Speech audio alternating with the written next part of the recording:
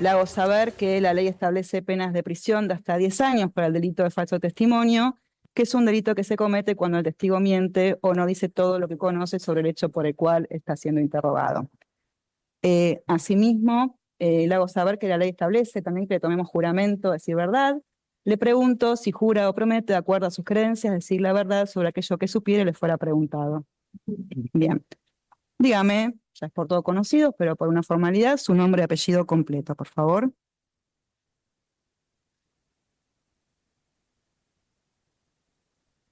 No, hasta ahí llegamos, no hace falta. Todo lo demás queda reservado. No, Bien. doctora, ningún otro dato, todo lo demás ya está anotado, consta en secretaría. Bien, el señor secretario del tribunal, doctora, antes de su ingreso le ha leído, le ha hecho saber quiénes son las partes en este debate. Sin perjuicio de su condición de víctima, le pregunto si tiene con ellas alguna relación de amistad, de enemistad, desde deudora a acreedora o alguna situación que le impida decir la verdad. No, ninguna. Bien. Su testimonio ha sido requerido por varias partes de este debate. Va a empezar haciéndoles preguntas los abogados de la querella, el doctor Ubeira y el doctor Aldazábal. No sé si tienen algún orden. Adelante. Hola, doctora, ¿cómo está? Buen día. Buen día. Bueno, primero, como sabe, usted está declarando en calidad de víctima, con lo cual cualquier cosa que necesite nos lo puede pedir tanto a nosotros como al tribunal. Es importante que este sea un espacio también de contención. Nosotros vamos a hacerle una serie de preguntas, tanto el doctor Ubeira como yo, y la idea es empezar de atrás para adelante en el tiempo. Entonces, la primera pregunta que le voy a hacer es si en los meses previos al atentado percibió una exacerbación de la violencia política. Bueno, sí, es de público y notorio. Inclusive después de la pandemia, los episodios fueron increciendo. Recuerdo, por decir algunos, guillotinas en la Plaza de Mayo, bolsas mortuorias en la Casa Rosada, a mi casa en Juncal, Uruguay. Periódicamente, cada semana o 15 días, venía una traffic, una combi, de la cual bajaban señoras y señores un poco más grandes, ponían marchas militares e insultaban durante un buen rato, después se iban.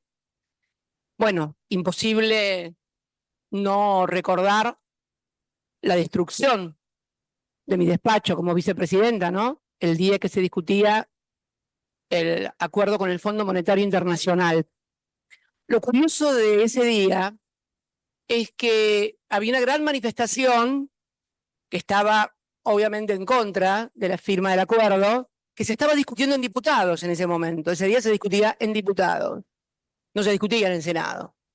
Y era de público y notorio, además, la postura nuestra respecto de ratificar ese acuerdo, a punto tal de que el presidente del bloque había renunciado para no tener que votar afirmativamente, con lo cual era clara nuestra postura en contra. Sin embargo, los que fueron a manifestar en contra también apedrearon mi despacho, que además fue marcado. Está probado que previamente se lanzaron bombas de pintura para identificar claramente, porque fue exactamente las 3 ventanas que corresponden al despacho del vicepresidente de la Nación.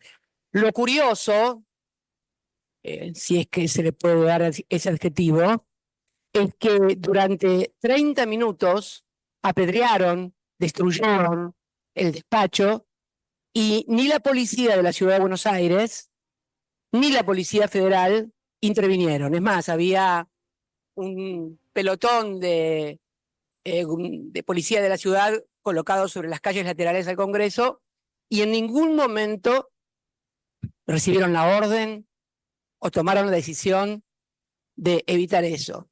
Paralelamente también se había provocado una suerte de pegatina en la ciudad, unos carteles que decían con mi rostro que yo era responsable de 35.000 muertes de la pandemia. Curiosamente eran 5.000 más que los 30.000 detenidos desaparecidos. No es casualidad, ¿no? El tema de los números, la numerología en este país.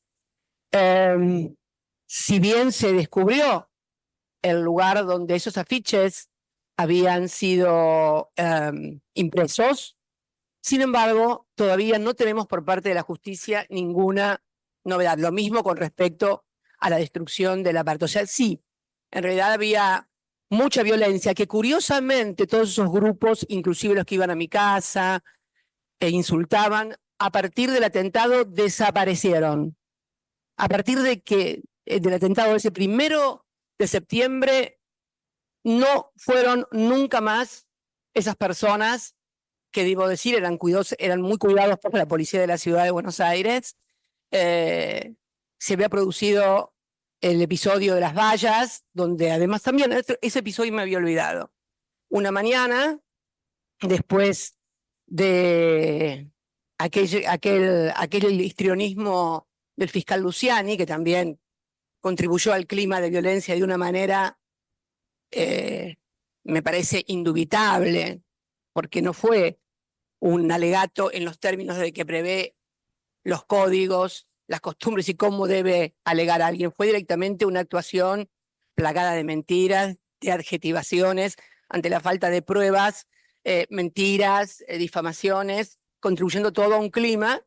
Me acuerdo que eso fue entre el 22 de agosto y del 1 de agosto hasta el 22 de agosto, que fue esa diatriba, ni siquiera puede llamarse alegato, la diatriba del 1 al 22 de agosto. Había sido una diatriba parecida a la que me tocó presenciar en esta misma sala, creo que era, entre el 21 de mayo del 2019 y el 24 de junio de ese mismo año. Un mes de esa diatriba no se acuerda nadie, porque claro, había sido preparada pensando que yo iba a ser la candidata a presidenta de la República Argentina y que me iban a tener sentada ahí acusándome de corrupción, no a mí, al peronismo además, y por lo tanto cuando desbaraté ese escenario, nadie se acuerda del Luciani del 19, que fue exactamente igual al Luciani que sí tuvo prime time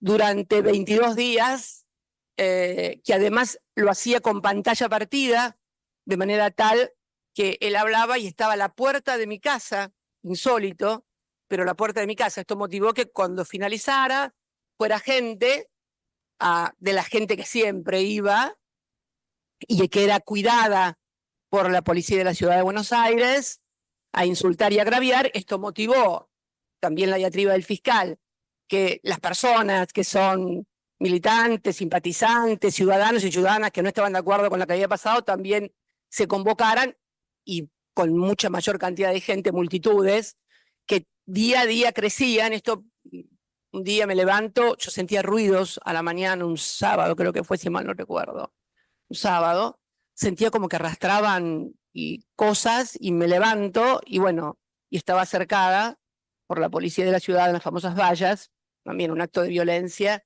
que sucedió. Sí, claro, ese era el clima.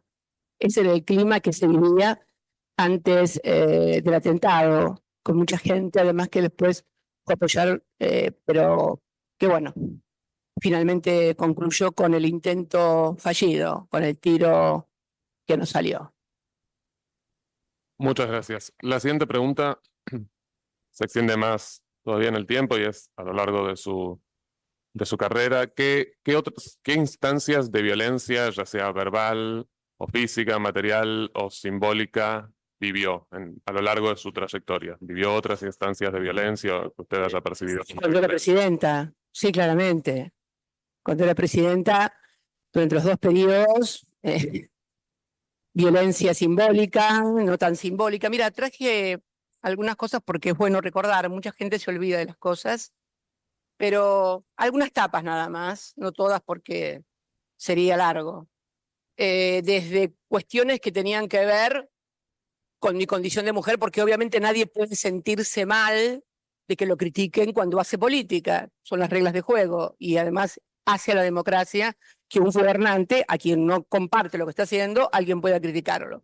Pero tapas como esta, por ejemplo, el goce de Cristina, poco tiene que ver con mi condición de presidenta o de política, sino fundamentalmente de mujer, Vía Crucis, acá crucificada, salvo que quieran decir, bueno, la quisimos comparar con Cristo, no me suena, no me suena, si quieren tomar esa argumentación, por favor, olvídenla. Y también el negocio de pegarle a Cristina, hasta con un ojo negro, miren qué contexto actual, hasta con un ojo negro me sacaron y una curita, el negocio, crisis del despoder K, el negocio de pegarle a Cristina. Tiene actualidad también, ¿no? Como verán, todo siempre se repite.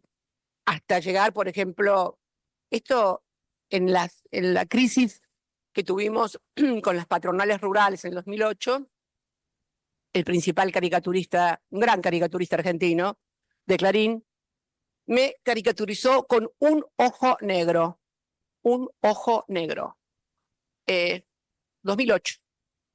Me acuerdo que tuve una crítica por eso, porque es curioso, pero en ese momento, todos saben que yo no soy feminista, ¿no? Pero las feministas ninguna creyó que me estaban agrediendo por mi condición de mujer. Nunca nadie dijo nada sobre esto. Era la primera presidenta electa mujer.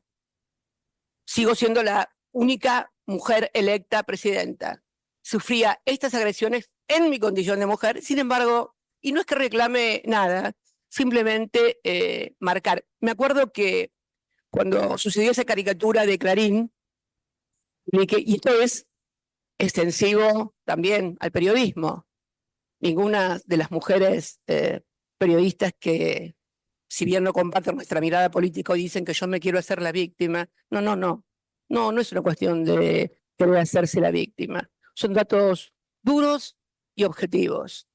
Y me acuerdo que en aquella oportunidad, cuando se produjo esa caricatura, yo tuve una crítica muy fuerte y hasta periodistas que podemos decir que tienen nuestra misma mirada política, lo defendieron a Sabat, que la deconstrucción del machismo en la Argentina y la misoginia no es una cuestión menor, se los puedo asegurar. Por lo tanto, sí, siempre estoy absolutamente, a ningún hombre presidente que lo subo, y con algunas cosas más para decirles, lo caricaturizaron de esta manera o nunca, jamás, nunca. Nunca escuché decirle a un presidente tratado de machista o misógino, cuando en realidad muchos lo han sido y lo son, y lo son. Sin embargo, nunca he visto eso. Y reitero, por historia, por edad, bueno, no soy feminista, pero sí, fue una violencia simbólica, no tan simbólica, porque claro, cuando a la presidenta la ponen con un ojo negro, bueno, a algunos cuantos por ahí les gustaría pegarle, no pueden pegarle por una cuestión de que es la presidenta, pero sí, mucha violencia, siempre. Bueno, en algún sentido algo ya sugirió, pero la siguiente pregunta es, ¿a qué atribuye esa violencia y si piensa que esa violencia tuvo que ver también con sus posicionamientos políticos? Sí, pero claro, mujeres que hacen política hay muchas. Ahora, mujeres que toman la decisión de recuperar YPF, mujeres que toman la decisión de recuperar la administración de los recursos de los trabajadores, mujeres que toman la decisión de crear una asignación universal por hijo, una política universal para disminuir la pobreza y disminuirla. A ver, el Banco Mundial en el año 2012 dice que en la última década duplicamos la clase media. Sí, claro, desendeudamos al país, le pagamos al fondo. Sí, claro, hay una innumerable cantidad de políticas que tienen que ver con esa crispación que produce muchas veces a los poderes concentrados de la economía. Sí, sin lugar a dudas. ¿Qué tal, doctora? Buen día. Buen día.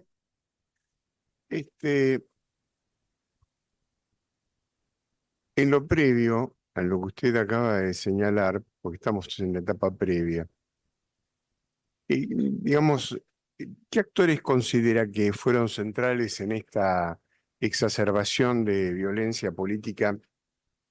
Y de allí que esta crítica al Poder Judicial, en cuanto al alegato de Luciani, que es públicamente conocido por todos. ¿Usted lo considera como un desencadenante del atentado? Señora presidenta, Sí, me voy a oponer a la pregunta porque no hace al hecho en cuestión que se está ventilando aquí.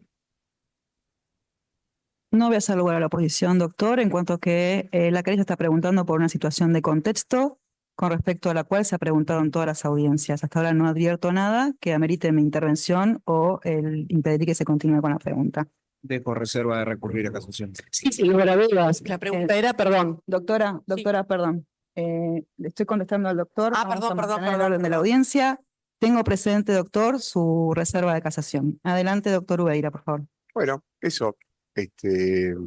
¿Volver a preguntar, por favor? Sí, digamos, en el marco de las atribuciones de ese contexto, de esa exacerbación previo al atentado, este tema de lo judicial, de la acusación concreta de Luciani en las vísperas de todo esto, ¿te considera que es determinante? Y sí, sin lugar a dudas. Tengo entendido que además uno de los acusados también planteó que quería que lo defendiera el doctor Luciani. Me parece que las propias actitudes de quienes participaron en el atentado, los autores materiales también quiero decirlo, ¿no? Ujú.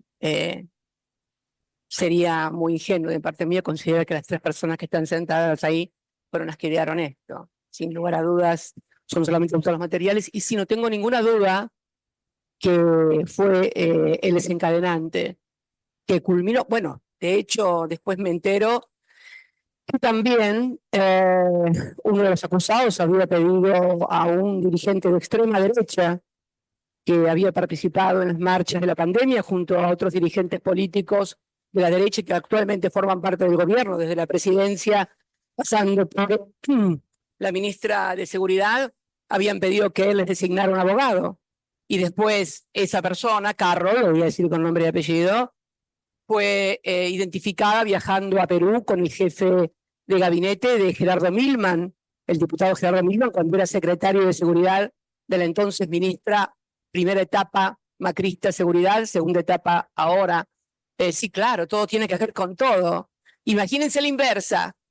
Imagínense que el atentado hubiera sido contra Mauricio Macri o contra algún sector de la derecha y resulta que aparece un diputado de la Cámpora diciendo lo vamos a matar, aparece un dirigente que estaba manifestando con él, luego también pidiendo los acusados que sean sus abogados, pero solamente en la hipérbole argentina, como digo yo, puede suceder lo que está sucediendo, que cuando entra mi persona a un rol de acusada o de víctima, se le queman a todos los códigos penales, todos los códigos de procedimiento y hasta la Constitución, y van por todo. No tengo ninguna duda, pero ninguna duda.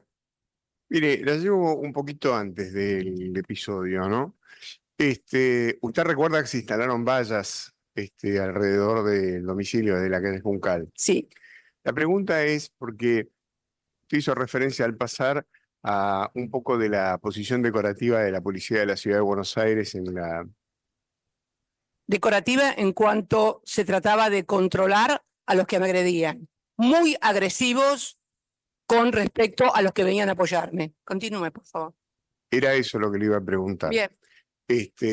La segunda cuestión es, en esa previa, ¿algún familiar suyo o gente de su conocimiento vinculada a la política fue agredida por la policía de la Sí, ciudad? claro, mi hijo. Máximo que no le permitían, no le permitían llegar a casa. Además de ser insultado, fue agredido, llegó a casa. Yo le saqué una foto cuando llegó a casa. Me impidió y la quería difundir. Todavía la tengo. Me impidió, él me prohibió que la difundiera, porque bueno, una foto de él, si él me dice no la difundas, no la difundo, pero llegó con toda la cara, producto de los gases, colorada, como con... Tremendo, tremendo. Más allá de los insultos que después tomaron estado público porque alguien los grabó o se tomó conocimiento público sobre la comunicación que tiene la policía entre sí, pero sí, la policía con los peronistas, kirchneristas o como quieran llamarlo, de la ciudad, muy agresivos y muy permisivos, casi cuidadosos y protegiendo a los que venían a insultar o agraviar a la puerta de casa. Esto es así, aparte hay testimonios, pruebas gráficas, no solamente eso, sino que me hicieron tareas de inteligencia también. Cuando estaban los manifestantes, que después de ese 22 de agosto la gente no dejaba de venir a casa y cada vez venían más, hacían tareas de inteligencia, la policía de la Ciudad de Buenos Aires también está comprobado. Sí, sí. Una observación con respecto al tema. Bueno, usted tiene una amplia trayectoria como legisladora, ¿no? Después como presidente, bueno, Figueroa Alcorta le falta ser juez. Pero, Dios me libre, Dios me libre. no, claro. Tampoco es tan grave, doctora. Perdone, doctora, tiene razón. No puedo generalizar, tiene razón, discúlpeme. Pero convengamos que los que me han tocado, Dios mío. Dios mío. Vinculado a eso, sobre Sí. todo al rol de legisladora, ¿en alguna oportunidad siendo diputada o senadora, usted recuerda algún proyecto o algún intento de averiguación de qué cantidad de custodia tenía el vicepresidente de la República, sea de la bancada de ustedes o de la oposición? Sí, claro. Sí, sí, sí. Fue el diputado Gerardo Milman. Gerardo Milman, casi como un Nostradamus contemporáneo, presenta, sí, deben ser las fuerzas del cielo, a lo mejor. Presenta un proyecto, si mal no recuerdo, 17 o 15 de agosto, pidiendo o criticando la custodia, y dice en una parte, esto es un documento público, así que es absolutamente comprobable, porque es un proyecto que creo que después lo retiró, pero queda constancia. Dice, no sea cosa que alguien intente matarla y después quieran presentarla como una víctima, algo así, y termina con apela a una fraseología que le decía algo así como, sin Cristina hay peronismo y sin peronismo hay Argentina.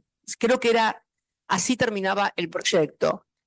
Y después, bueno, después nos enteramos lo que había pasado con esta persona que en el bar Casablanca, en forma totalmente accidental y comprobada posteriormente todo lo que había dicho, lo escucha decir en la mesa de al lado, cuando la maten voy a estar en la costa. Bueno, es recordar también que las secretarias de ese diputado que después fueron a testificar, sus celulares le fueron borrados por el actual director de tecnología del Ministerio de Seguridad en lo que fue en ese momento el estudio de la entonces ministra Patricia Bullrich y actual también. Bueno, ese perito que una de las secretarias dice que le borraron los celulares, precisamente es actualmente director de tecnología informativa, creo, en el Ministerio de Seguridad. Como se ve todo, hace juego con todo.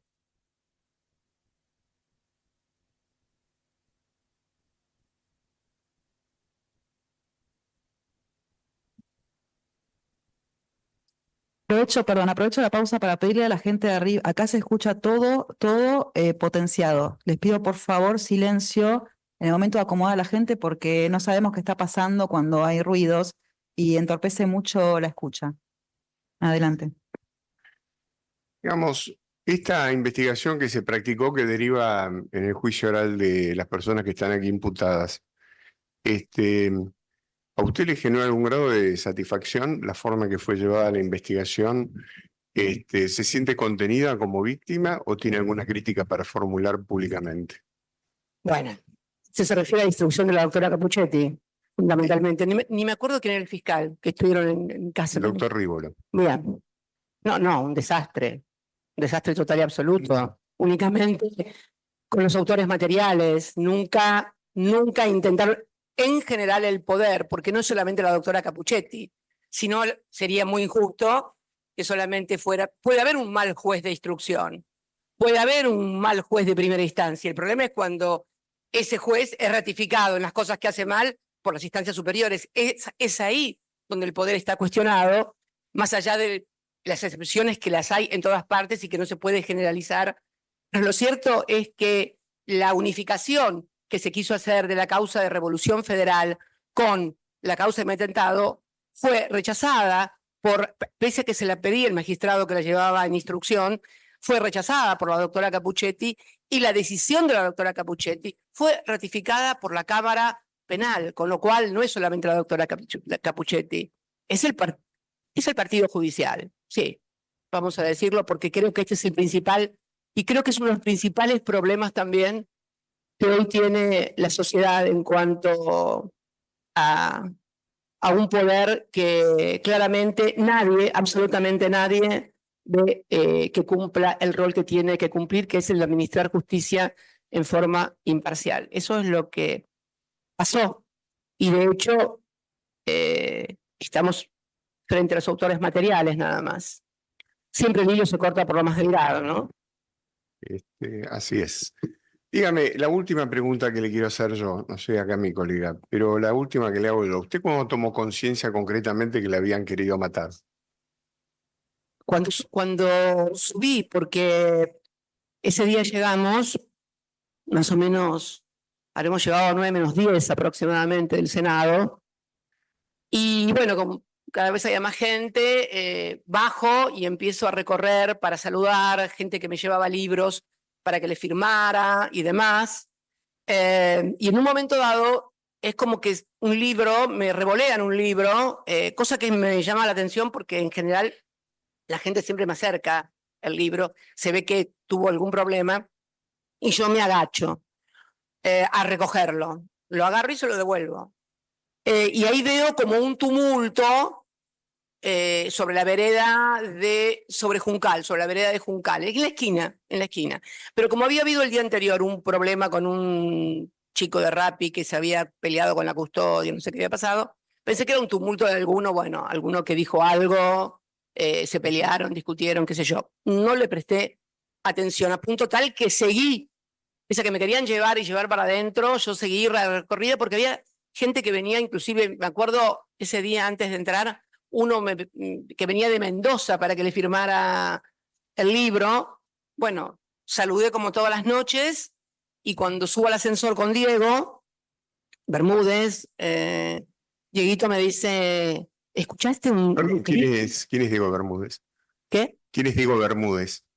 ¿Diego Bermúdez? Sí, es uno de mis secretarios y que está siempre conmigo. Me dice, ¿escuchaste un clic? No, nada, yo no escuché nada. A mí me pareció como un clic de un arma. No, le digo, un arma. No. Bueno, subimos, él se puso enseguida por teléfono y me confirma que sí, que había sido un arma y que el arma estaba abajo, que la tenían pisada y que lo habían capturado a la persona que la empuñaba. Ahí me senté a mirar televisión y no habrán pasado más de 20 minutos cuando vi la imagen esa que la toman uno de los... Bueno, la imagen que recorrió el mundo, ¿no? La imagen del arma empuñada, gatillando, que coincide en ese momento cuando me doy cuenta, cuando yo me agacho, con lo cual es más impactante porque parece como que yo lo hubiera visto y me hubiera agachado. Y la verdad que no la vi. Afortunadamente no la vi. Dicen los psiquiatras y los psicólogos que han tenido que tratar con pacientes que han sido sometidos a experiencias de haber sido encañonados o gatillados en un episodio de inseguridad o de violencia. Dicen que es una experiencia traumática, ¿no? Que genera estrés postraumático. Bueno, afortunadamente Dios también me custodió ahí. Sí, doctora, una última pregunta de parte de la querella.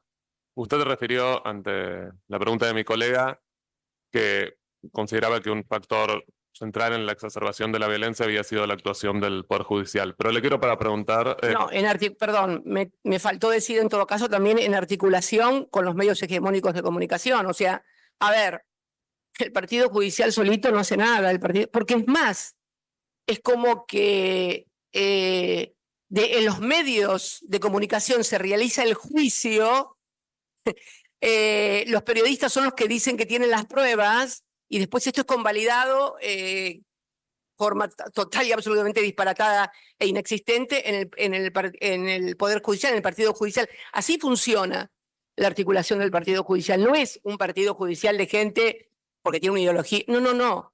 Es una metodología que se ha dado en el siglo XX como en el siglo XXI, como se dio en el siglo XX el partido militar. Pero hoy sería imposible hacer un golpe militar a la vieja usanza. Sería imposible, los medios de comunicación, los celulares, sería imposible. Se cambió la metodología y se pasó a un exterminio. Ya no es necesario en épocas de odio, en épocas de redes, en épocas de absoluta hegemonía de la comunicación. Ya no es necesario desaparecer ni matar físicamente a nadie, aunque bueno, en algún caso parece que sí, que ni siquiera como han intentado matarme de 1000 veces y no lo han logrado, bueno, la intentaron de una forma más efectiva. Pero es cierto que si no hay una articulación con los medios hegemónicos de comunicación, que son la otra gran pata, y por supuesto lo que digita esto, medios de comunicación, no nos sacamos los tontos, medios de comunicación y Poder Judicial, es arriba el poder económico concentrado. Si uno mira quiénes van a ser los beneficiarios del RIGI hoy en la Argentina, son los mismos, pero los mismos con nombre y apellido, o sus hijos, porque ellos se murieron, en los que van a ser lo que se llevaron de capital fijo en los 90, se lo van a llevar de recursos no renovables ahora. Todo eso requiere un andamiaje donde los que nos oponemos a esa entrega no se eliminen de la manera a que dé lugar, con un tiro, con una sentencia. No quiero recordar aquel famoso título de Clarín, que es ejemplificativo de lo que estoy diciendo. El tiro no salió, pero la sentencia o el fallo sí va a salir. Pero es increíble la claridad, la transparencia con la cual expresan lo que hacen. Y por supuesto, una sociedad que, bueno, tiene demasiados problemas, adormecida, es bastante más complejo. La pandemia tuvo que ver bastante en alterar psiquis y mentes, no fue poca cosa. Todo esto ha dado un cóctel explosivo que se ve en los discursos de odio. Cuando uno escucha hablar de dirigentes que dicen representar al argentino, que han sido votados para representar a la Argentina, diciendo las cosas que dicen en medios, evidentemente algo no funciona, ¿no? Porque en definitiva los dirigentes, más allá de que quieran criticar a la política, los dirigentes se parecen a las sociedades de la cual emergen, ¿no? Esto de creer que los dirigentes bajan de platos voladores y que tenemos una sociedad maravillosa, divina, solidaria, comprensiva y da malos dirigentes. Me permito dudar de estas cosas. Me permito dudar de estas cosas. Creo que, en definitiva, quienes gobiernan se parecen en un determinado estadio a quienes son gobernados. Si no, estaríamos frente, bueno, a una anomalía demasiado evidente, ¿no? Sí, bueno, se anticipó a mi pregunta porque era justamente que otros grupos, además del Poder Judicial, consideraba que habían sido centrales en la exacerbación de esta violencia política. ¿La contesté? Sí, entiendo que la contestó, obviamente, si quiere agregar. Hacer nombres y apellidos. No. Era por eso digo que se anticipó a mi pregunta. Pero, entonces, desde esta querella creo que no tenemos más preguntas por el momento. Muchas gracias, señora presidenta. Muy bien. Okay. Doctora Baigún. Buen día, doctora Kirchner. Yo soy Gabriela Baigún, la fiscal general ante... ¿Se escucha? Sí, yo la escucho perfectamente, quédese La tranquila. doctora no me escuchaba, por eso. Presento, está acá conmigo, todos colaboradores de mi fiscalía, de mi confianza, algunos de ellos designados fiscales militares, las mujeres, personal de la UFEM, acompañada por su titular, Mariela Lavaceta, para que sepa quiénes somos nosotros.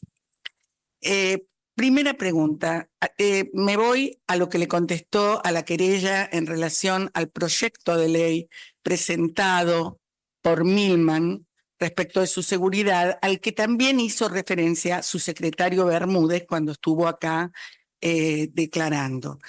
Y le pregunto, ¿usted a Milman lo conoce personalmente? ¿Tuvo trato con él?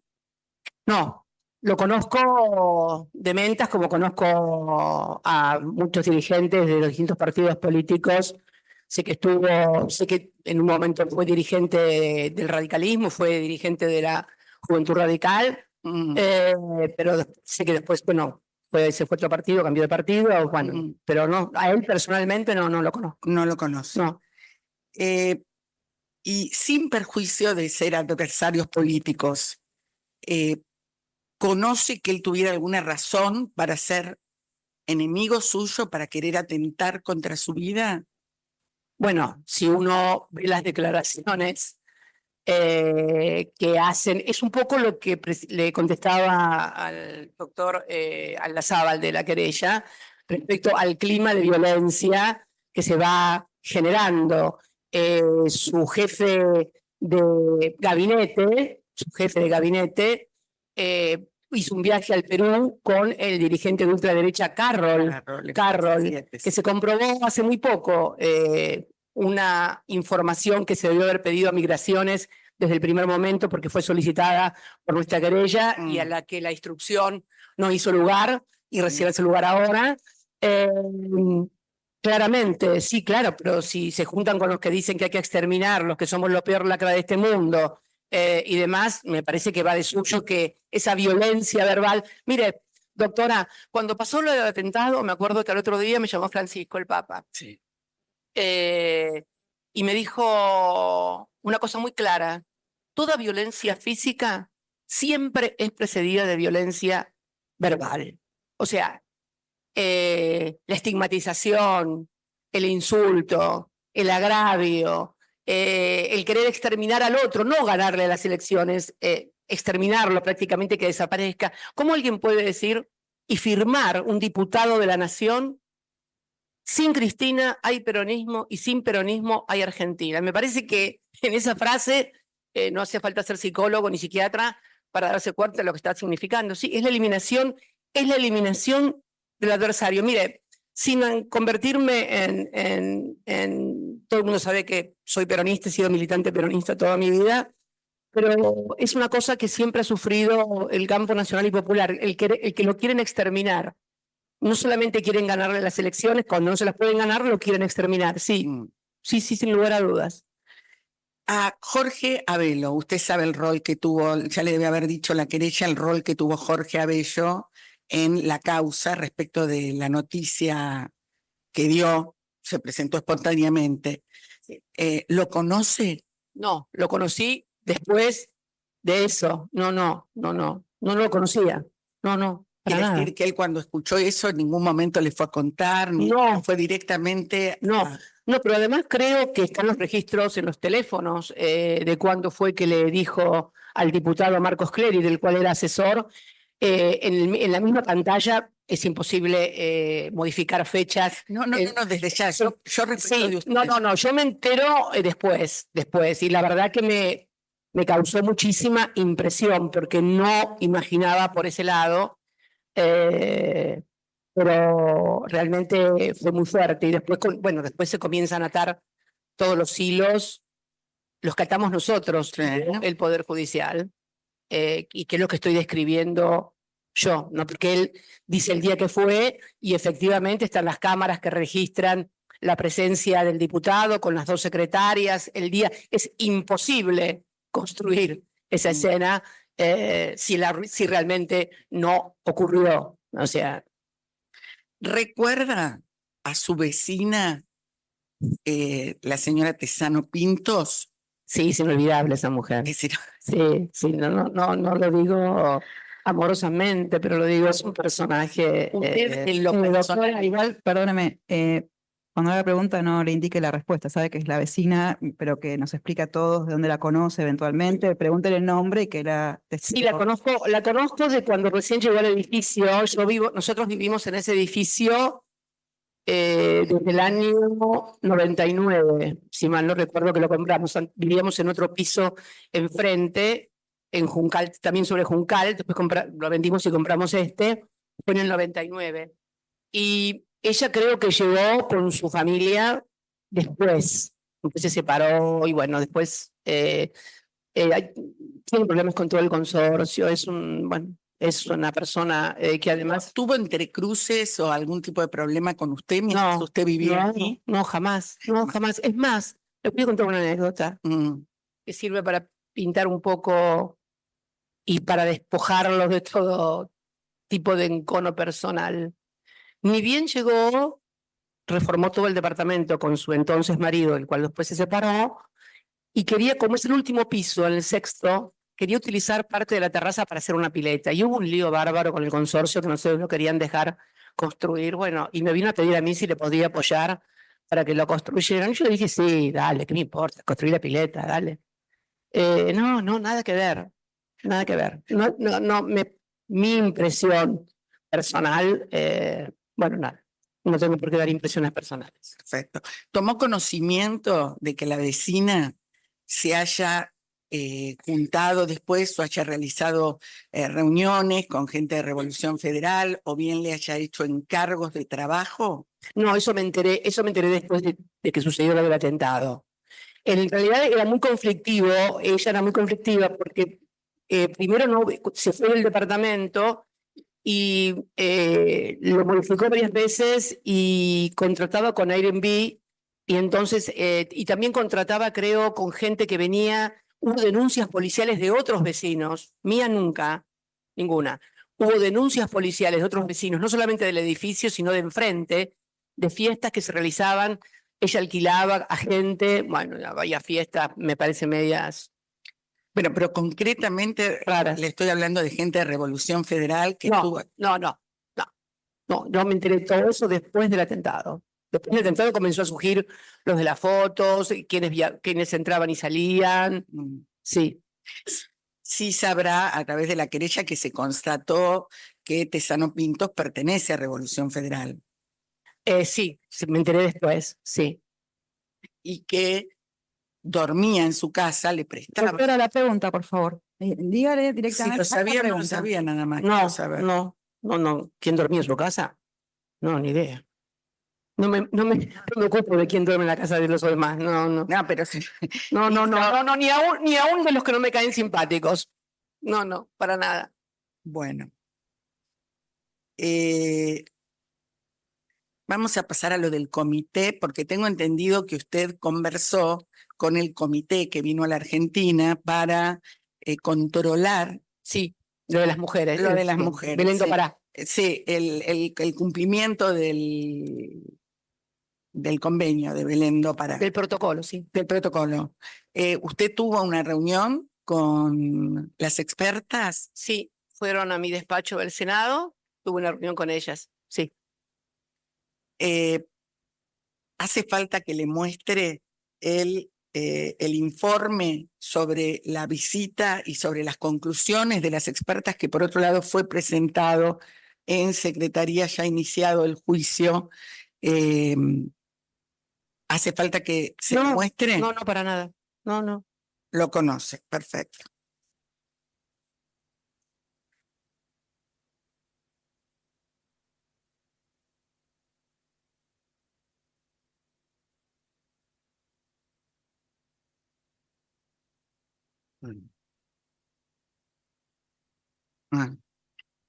Respecto de las conclusiones del comité, ¿usted está de acuerdo con esas conclusiones? Señora Presidenta. No las recuerdo con exactitud, pero sí, cuando las leí, cuando las leí me parecieron muy acertadas.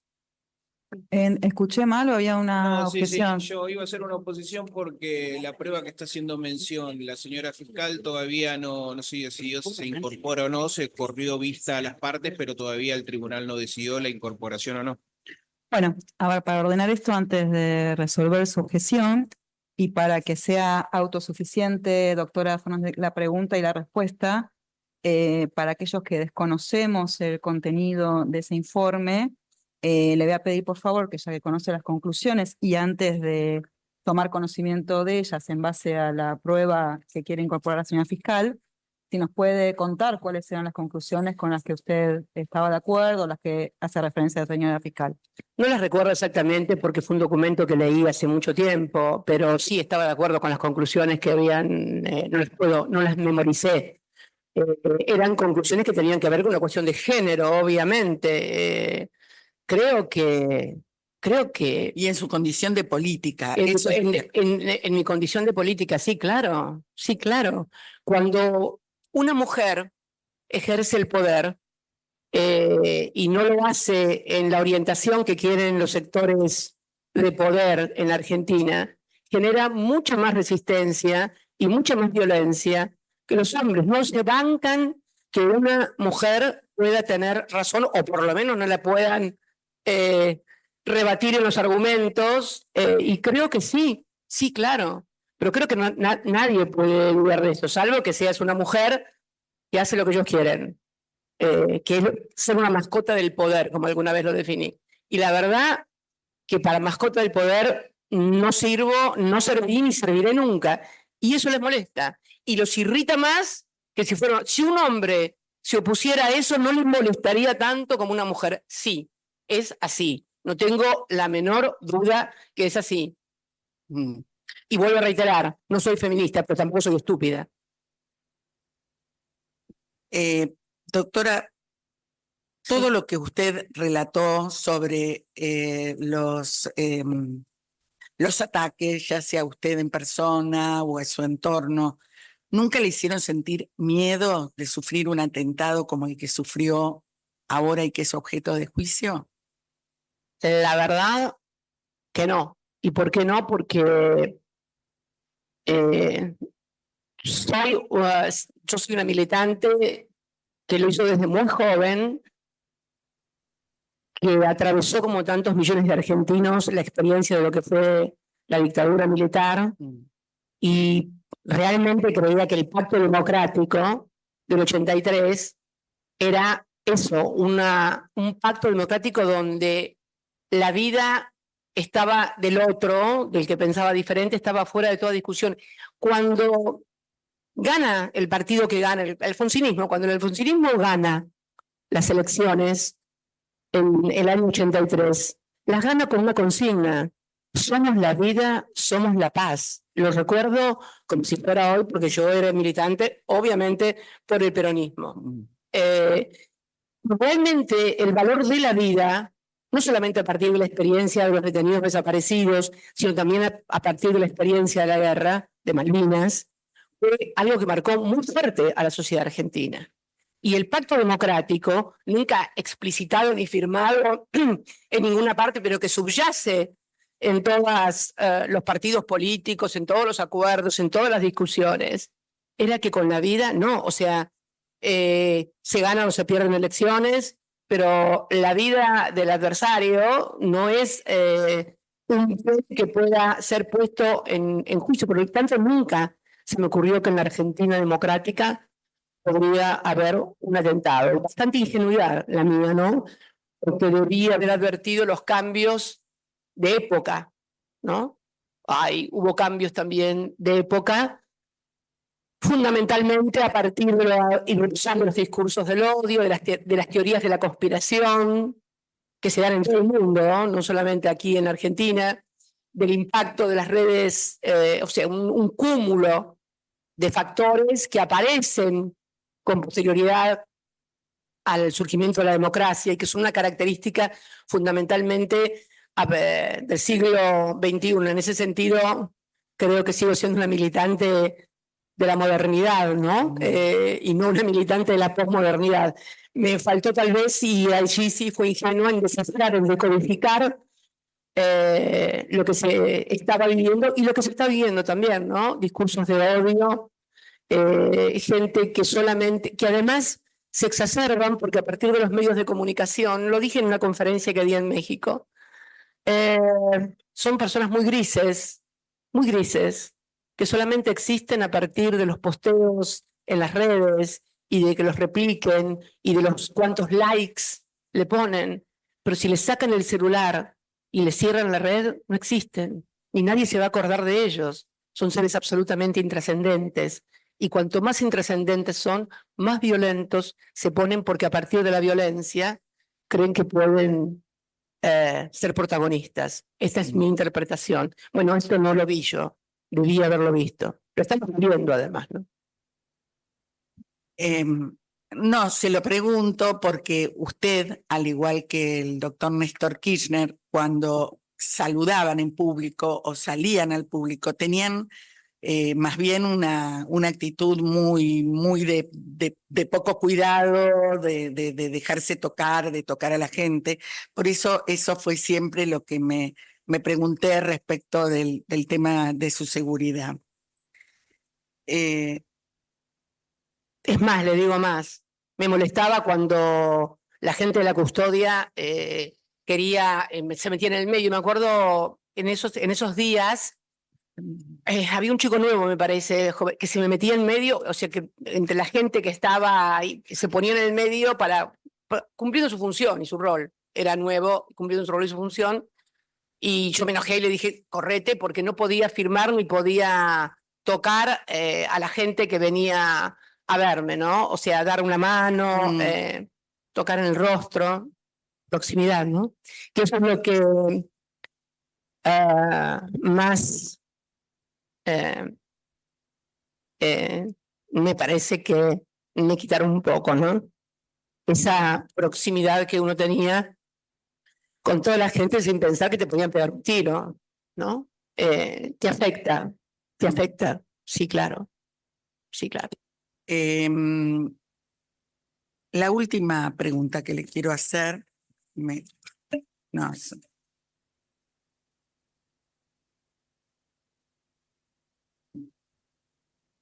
¿podría, como usted quiere, o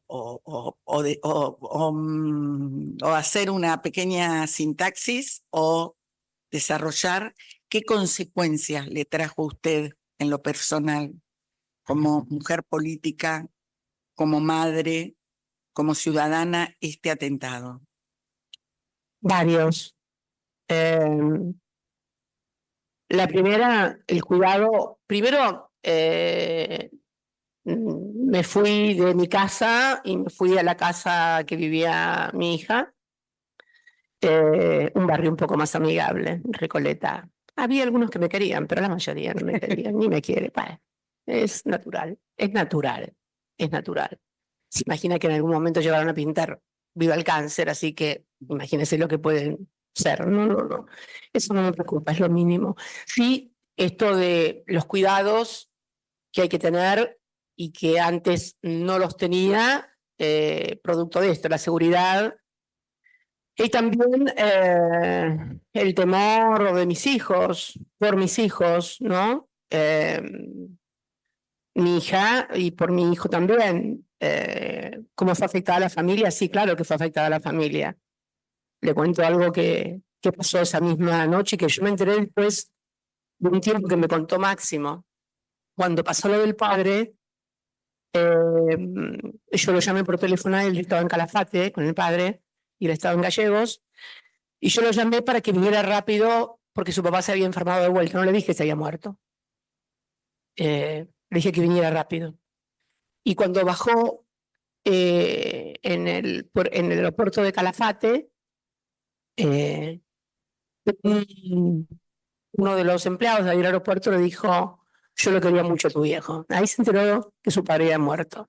Y cuando pasó el episodio de mi atentado, él estaba con un amigo en Parque Leloir, con el que suele comer los jueves, y lo llamaron también para decirle que había habido un problema, y él pensó desde que salió de Parque Leloir hasta que llegó a Juncal, que le habían mentido y lo habían matado, y le había quedado reflejado lo del padre. Bueno, los temores de mi hija, mi nieta, Elenita, también con tratamiento porque tenía miedo de salir de su cuarto, o sea, había que acompañarla cuando salía de su cuarto hasta el cuarto de juegos o hasta la cocina o hasta el living, porque tenía miedo. Obviamente le dimos tratamiento con un psicólogo de niños y tenía miedo a que la mataran. Sí, claro, una familia que sufre eso no tiene consecuencias, sí, claro.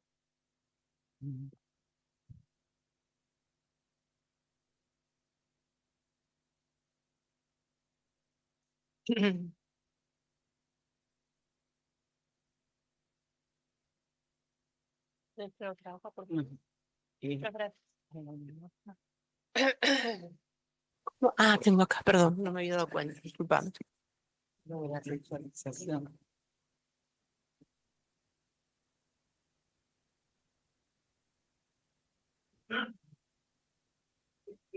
Voy a utilizar un caso que actualmente es mediático, como ninguno, que es la denuncia de Fabiola Yáñez, donde se hace, no voy a hablar ni le voy a pedir que hable, pero se hace referencia a la revictimización que pueden sufrir algunas víctimas frente a hechos. Ah, sí. ¿Usted en algún momento siente que le hicieron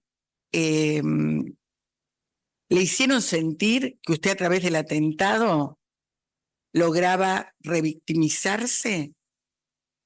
Si no me entendió, A través de no lo entiendo. no se entiende la pregunta. Yo No tampoco. lo entiendo. No lo entiendo. ¿Cómo es la si pregunta? escuchó que alguien o algún medio, algún... Ah, sí, que me quiero hacer la víctima por el atentado. Ah, claro, es parte, pero es parte del, es lo que dije al principio, la hipérbole argentina respecto de mi persona. Sí, claro, o sea, es increíble. Lo leí el otro día, lo escuché varias veces, cuando dicen, no, ahora se quiere hacer la víctima. Sí, claro, es increíble. Que me quiero hacer la víctima porque sufrí un atentado contra mi vida. Yo no, bueno, pero es parte de la hipérbole, ¿no?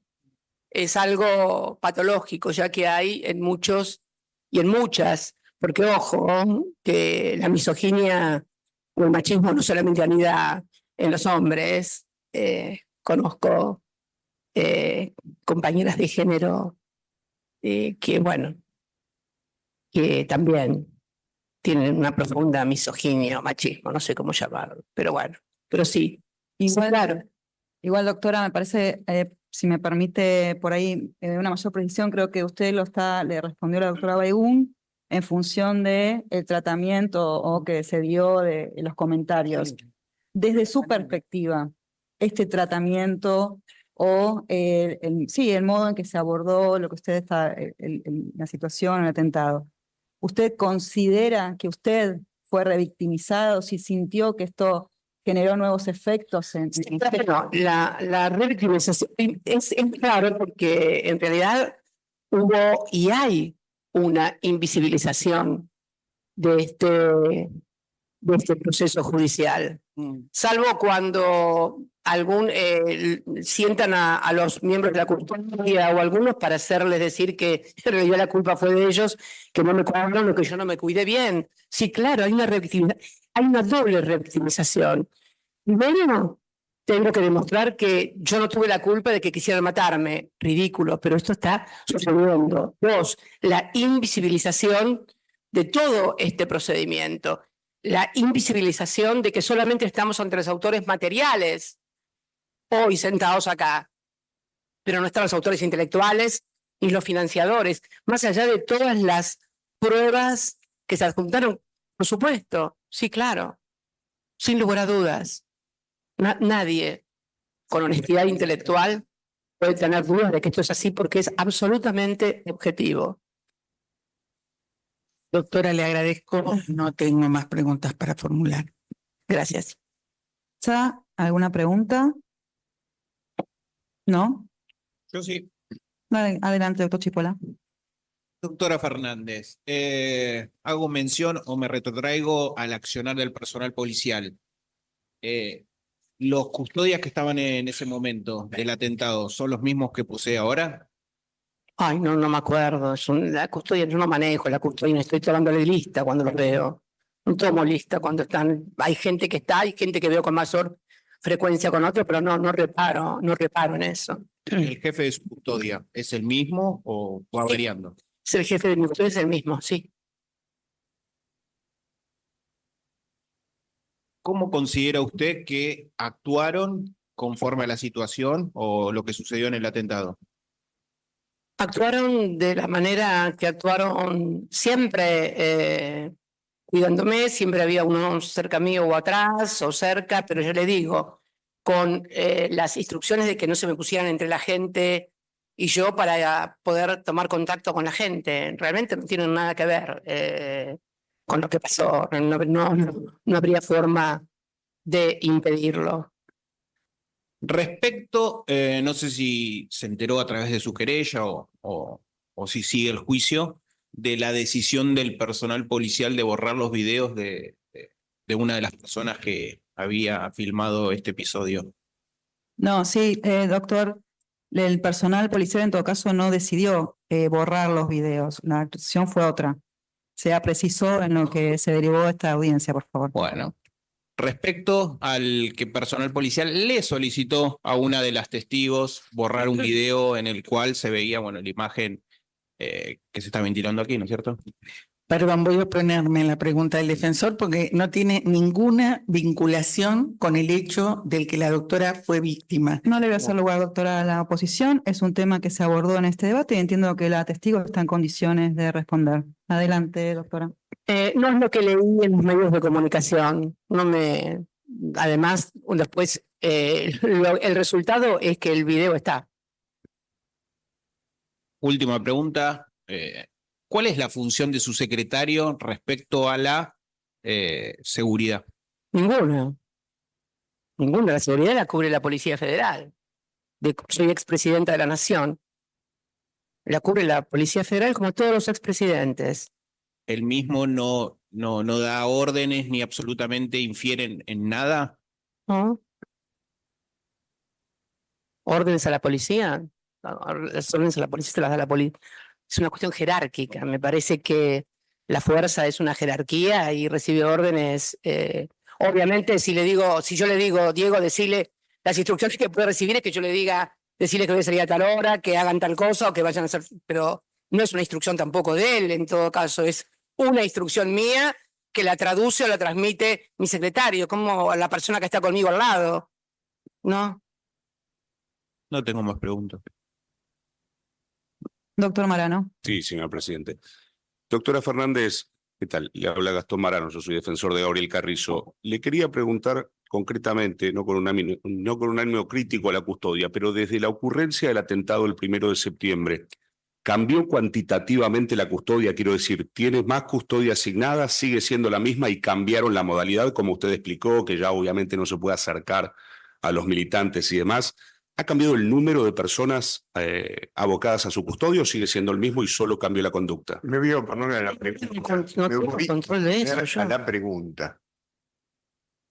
¿Por qué se Justamente opone? una de las cosas que no se pueden revelar en esta audiencia es la cantidad de custodia que tiene, cómo funciona y cuáles las características que tiene actualmente. O sea, que podemos referirnos al hecho.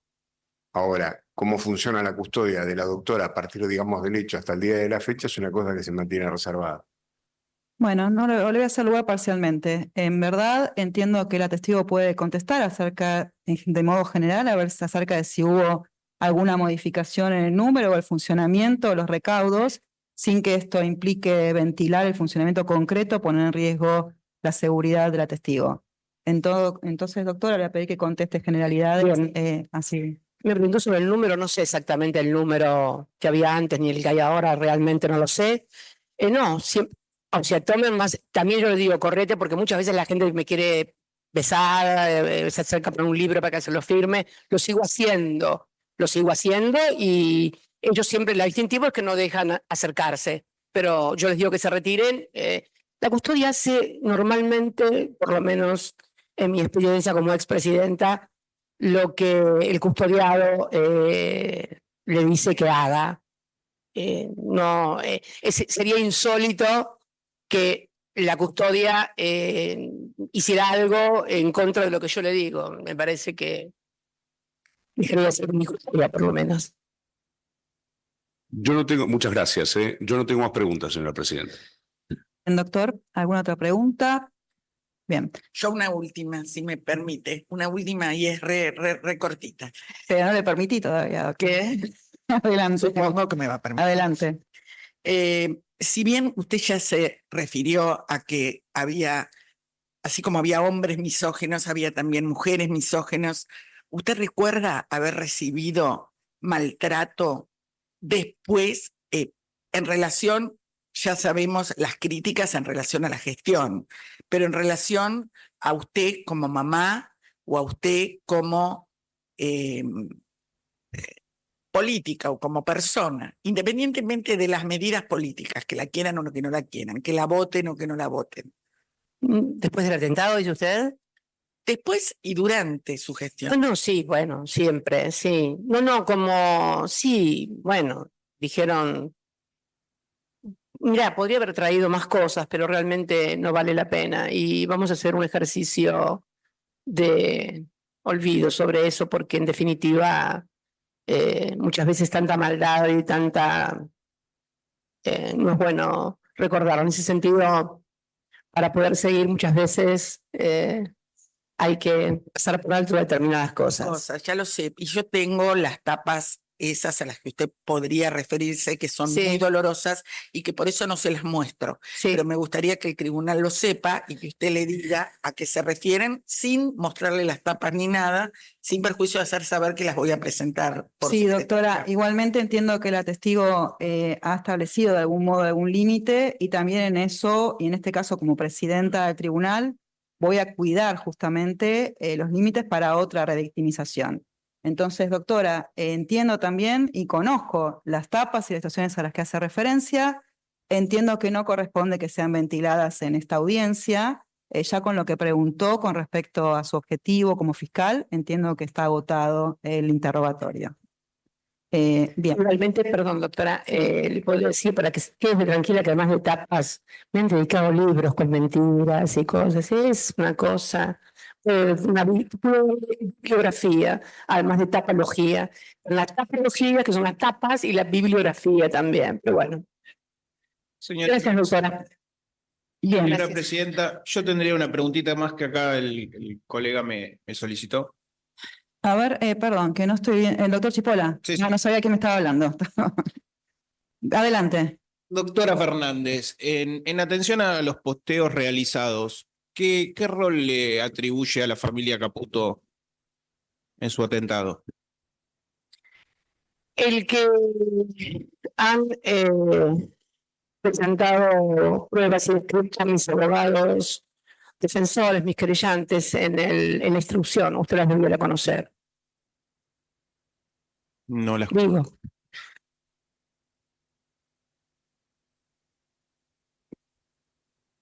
No tengo más preguntas. Muy bien. Yo le voy a pedir, sí, doctor. Una adelante. pregunta más y no molesto más. No le voy a creer, pero bueno, adelante. Adelante. Me sorprendió que la que en ese momento era jefa de la oposición no hubiera hasta el día de hoy que estoy hablando repudiado el atentado.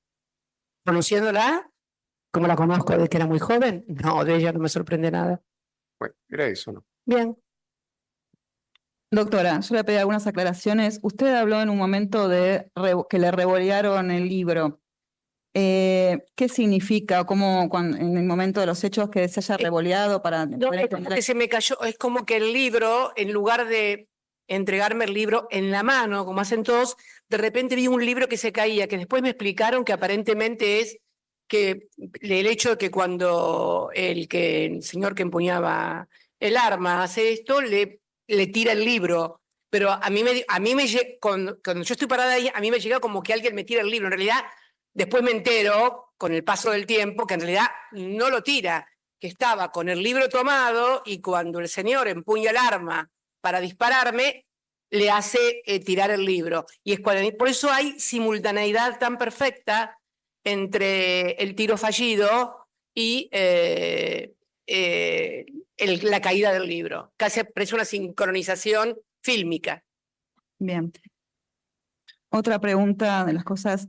Usted en algún momento hizo referencia a las situaciones o a lo que se informó con psiquiatras y con especialistas sobre situaciones traumáticas. Sí.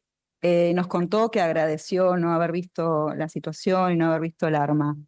Y le dio precisiones a la señora fiscal en cuanto a cómo se modificó su vida, digamos, con posterioridad.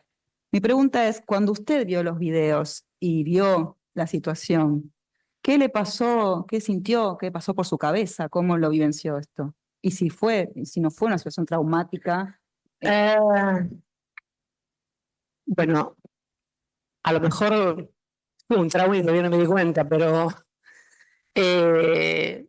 trato de no ver esa imagen, pero es una imagen que muchas veces se repite en los medios de comunicación, que es la empuñadura del arma, pero es difícil. Sí, claro, tiene que tener algún impacto, ¿no? Seguramente. No me psicoanalizo, nunca lo hice, tal vez debería hacerlo y para poder contestarle la pregunta. Pero sí, calculo que no es una experiencia recomendable para nadie, realmente. Pero bueno, lo tomo como resultado viendo lo que se ha hecho en este país, viendo los dirigentes políticos que le han hecho las cosas que le han hecho a este país en materia de endeudamiento, de empobrecimiento, de hacer daño, de endeudar al país, el Fondo Monetario, y caminan por la vida como si nada, y a mí me haya pasado esto, y tal vez, no sé, tal vez siempre digo que Dios y la Virgen no permitieron que saliera el tiro, y después los militantes no permitieron que volviera a montar el arma, cargarla y dispararme. Pero bueno, Dios sabe por qué hace las cosas. Eso sí, soy muy creyente.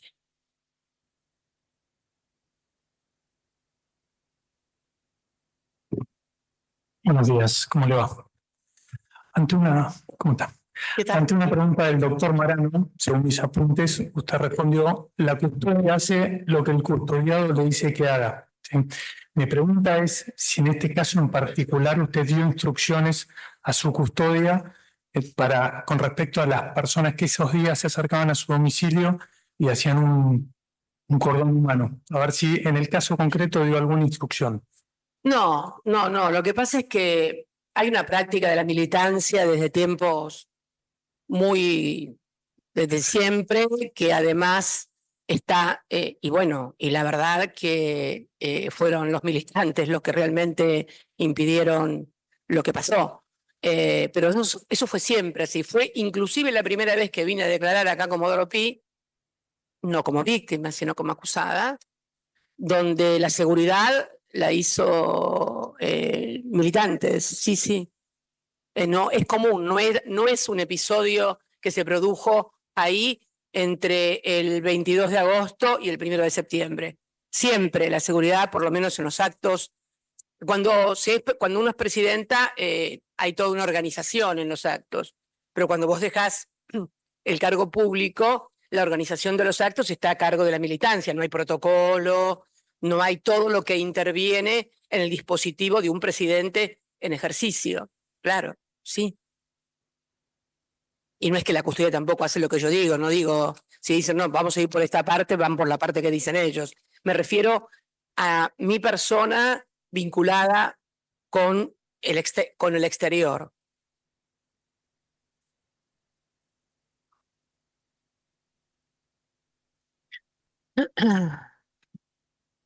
Bueno, para finalizar entonces, no sé, doctora, si quiere, ya ha dicho muchas cosas sobre los hechos, sobre lo que ha ocurrido en esta circunstancia, si quiere decir algo para finalizar, si le quiere decir algo a los imputados, si le quiere decir algo, agregar algo a lo que ya ha dicho.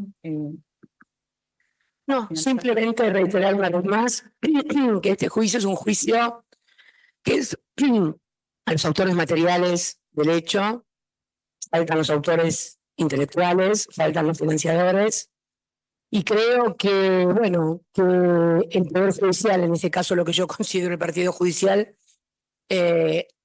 protegió y sigue protegiendo a quienes tuvieron que ver en este atentado. Tenemos sentados acá a los 3 autores materiales, pero no a los ideólogos, no a los financiadores, y creo que esto, más que un reclamo mío, debería ser una deuda que tiene que saldar, no conmigo,